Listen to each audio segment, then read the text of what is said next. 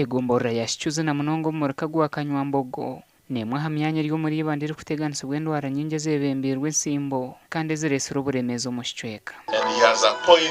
Aha wembereji obureberezi bwa North Western Kore bakwatanise n'Ibanda Youth Anglican Bridge batebekanise kuragorera kwa busha kandi ubuherezo ubu butongozi bw'umureberezi Amos Magezi ayishomere rya Batenga Primary. Bueno tinsimbo yo zonga eziteganise echanga. Of course harimo n'emishija harimo okuzara abana bingi batabarirwe muri kikumanyisa netenga obuhereza bwa family planning oburwire bwa HIV AIDS n'ebindi n'esindi challenges. Okuragurira kwa busho kwa Health in Mission Camp kutandikira izuba rya nyuma abaziyo kandi abantu bari kurenga 500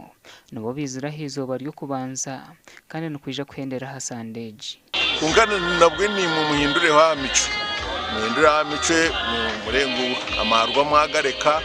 imihondano yo mu makamugireke murengo mwayefaho ahambiri mwayeyonja mu mukore amakaganyi gabe mu byo kurya kandi mugirena n'ebyentasi nza kuba ntushebera sirimu kandi ntuhumuriza biturashange baruire nza kuba ntujanja oburwire bw'ensimbo omuri ryabatenga n'oburwire bw'amana munonga testing hepatitis B nza kuba tu deworming abana ntureba twijo mbwinji ndikirungi munonga ekicweke cyahabwo kugira endwara nyamwingi abaturano bagira ngo ebyobwegese nabyo bikacumbagira fineme ndwara ya ipilipase ngase yo kugwa kandi je ndwara yoresere ebuzibu munonga muri sabwa rya Batenga nigomborra ukumana kakumara kushoma iko mucaka 5 camukaga yamukwata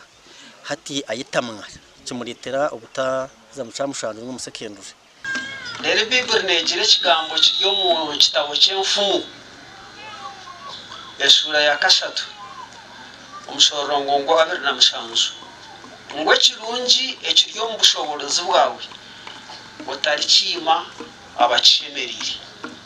okwihobwe kintu kirungi cyareba acendeza rya Batenga buzuma Gasha kwa Timothy Mushabe.